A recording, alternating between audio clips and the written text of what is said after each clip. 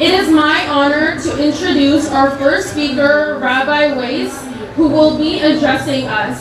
He is a spokesman for the Jewish anti-Zionist Neturei Karta, a multinational movement founded in the 1930s to oppose Zionism and its occupation of Palestine. Please join me in welcoming our dear Rabbi to the stage with a warm round of applause.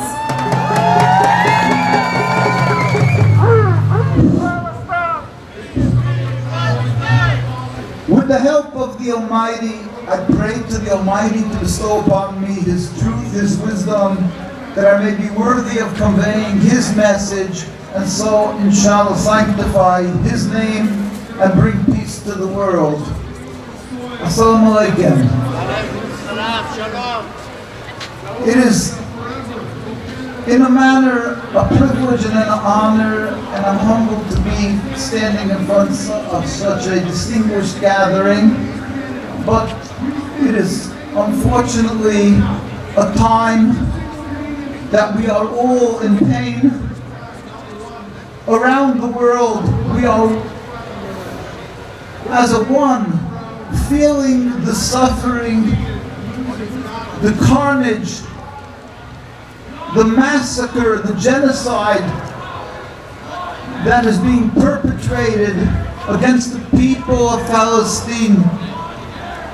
The people in Gaza are being daily, minute by minute, totally eradicated, almost God forbid.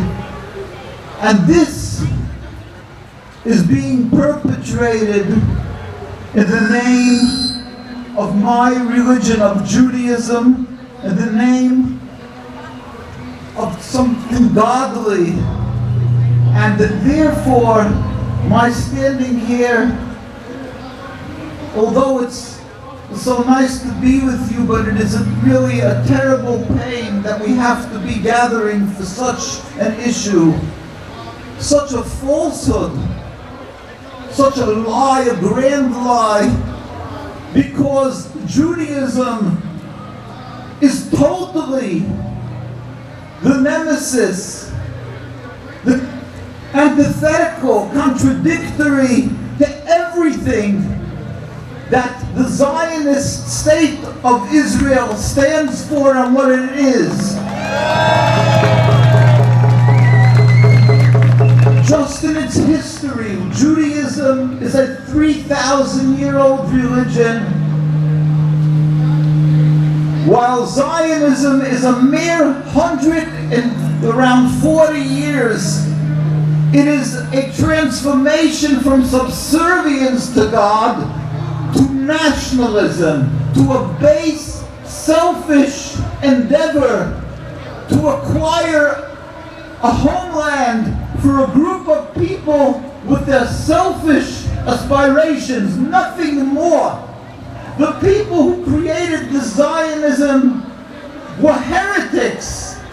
They detested anything that had to do with God. Theodor Herzl, Ben-Gurion, Chaim Weizmann, Jabotinsky, these were heretics. They didn't even profess to have anything to do with religion. And yet, they have the audacity, the chutzpah, the hubris, to go around using the Star of David and the name Israel as a facade for their crime, for their taking the land of another people.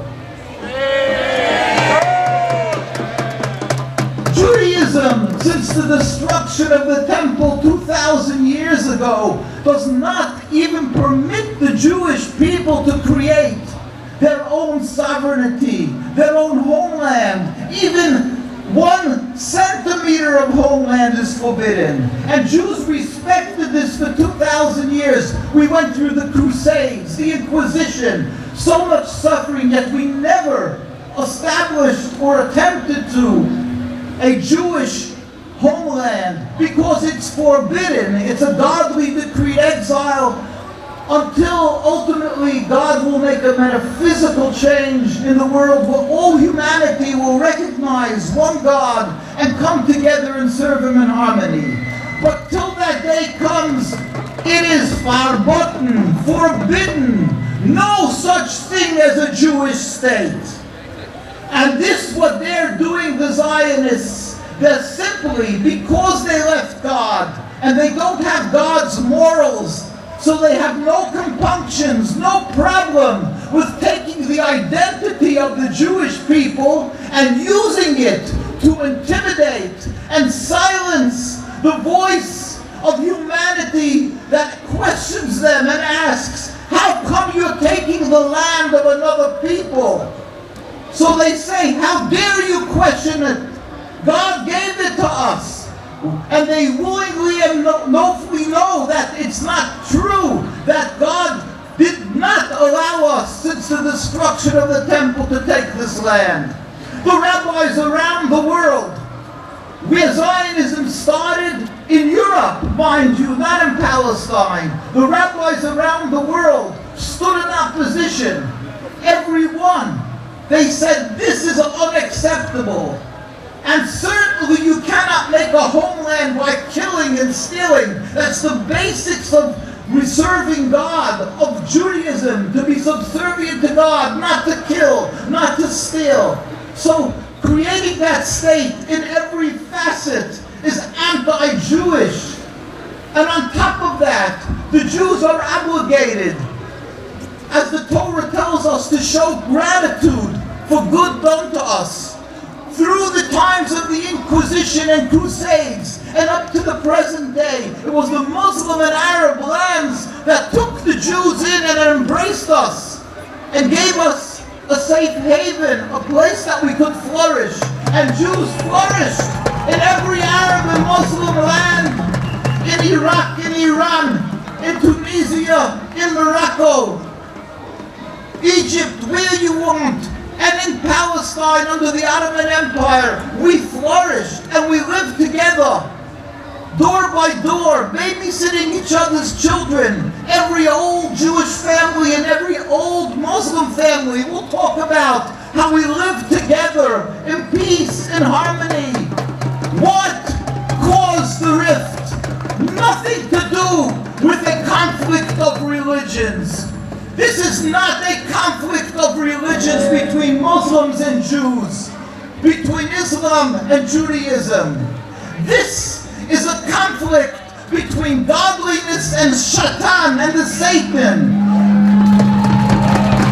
This is a conflict between selfish people who wanted to aspired for their homeland, and they decided for their convenience they're going to take Palestine. And dare you speak up against them? They wave the Torah of the Bible and claim it's godly given to them. These guys are thieves and con artists. And they use the Torah as one weapon. And then they have a second weapon to back it. And that is called anti-Semitism. They use this by claiming that the righteous people who are witnessing the slaughter, the oppression of the people of Palestine, and they're crying out and speaking up courageously that these people have nothing more and nothing else, only because they're anti-Semitic. That's why they're speaking up. How disgusting, how deplorable, and how false. People are speaking up because they cannot witness carnage. They cannot witness genocide. That claim, that accusation of anti-Semitism is another blow to the Jewish people. Because we as Jews, as myself, my grandparents died in Auschwitz. My father-in-law was in the death march when the Nazis were being run out of Auschwitz.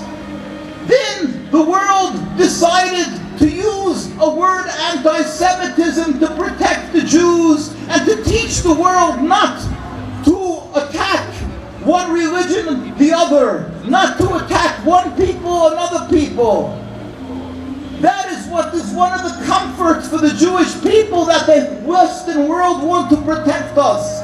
And now the Zionists are taking that word anti-Semitism that my grandparents' ashes are in Auschwitz because of, and they dare to use that claim to cover their crime. That is an attack on Judaism. Who is anti-Semitic? The Zionist state of Israel.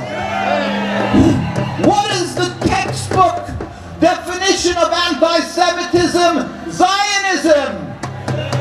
The state of Israel. They're spilling blood for 76 years of Palestinians and of Jews who dare speak up against them.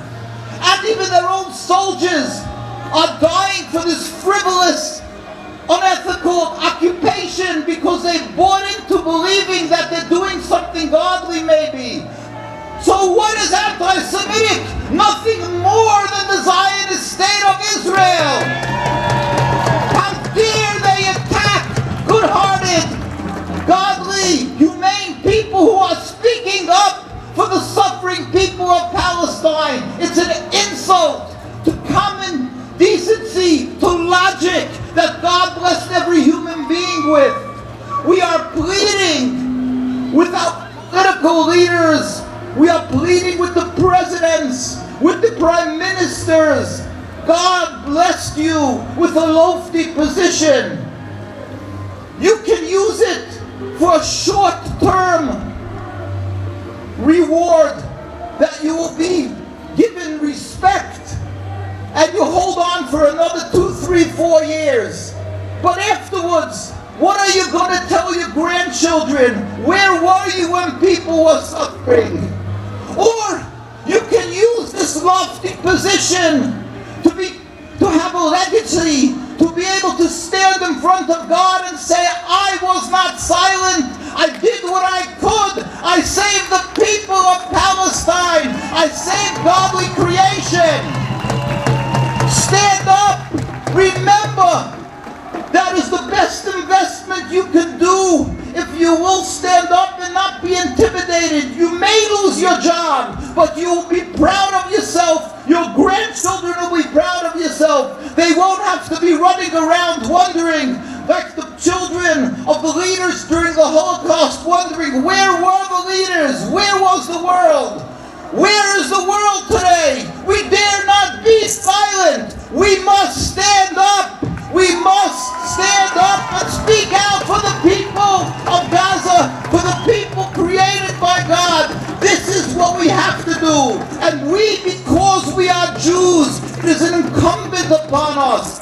The chief rabbi of Palestine, as the chief rabbi of Palestine, Rabbi Teitelbaum of blessed memory, who moved to New York, he pleaded with his followers. He said, at the cost of your lives, go out, speak up, tell the world, Zionism is not Judaism.